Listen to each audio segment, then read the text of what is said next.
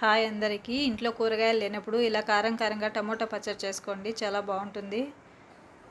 4 టమోటాలు, ఒక onion, half spoon జీలకర్ర, రుచికి సరిపడా ఉప్పు, కొద్దిగా చింతపండు, 4 వెల్లుల్లి రెబ్బలు, కొద్దిగా కరివేపాకు, మీరు తినే కారంను బట్టి పచ్చిమిరపకాయలు, కొద్దిగా కొత్తిమీర తీసుకొని ప్యాన్ పెట్టుకొని 2 స్పూన్స్ ఆయిల్ వేసుకొని పచ్చిమిరపకాయలు వేసుకొని ఇలా వేగిన తర్వాత తీసేసుకోవాలి. ఇప్పుడు అదే ప్యాన్లో టమోటా వేసుకొని 1 నిమిషం వేగిన తర్వాత చింతపండు, జీలకర్ర, వెల్లుల్లి రెబ్బలు, ఉప్పు, కరివేపాకు, కొత్తిమీర వేసుకొని మీడియం ఫ్లేమ్లో ఇలా కలుపుకుంటూ 2 నిమిషాలు వేయించుకోవాలి. ఇలా వేగిన తర్వాత స్టవ్ ఆఫ్ చేసుకొని కొద్దిగా చల్లారిన తర్వాత మిక్సీ జార్లోకి పచ్చిమిరపకాయలు వేసుకొని ఇలా గ్రైండ్ చేసుకొని ఇందులోకి టమోటా వేసుకొని మళ్ళీ ఒకసారి గ్రైండ్ చేసుకొని ఒక బౌల్లోకి తీసుకొని కట్ చేసుకున్న ఆనియన్ వేసుకొని ఒకసారి బాగా కలుపుకోవాలి.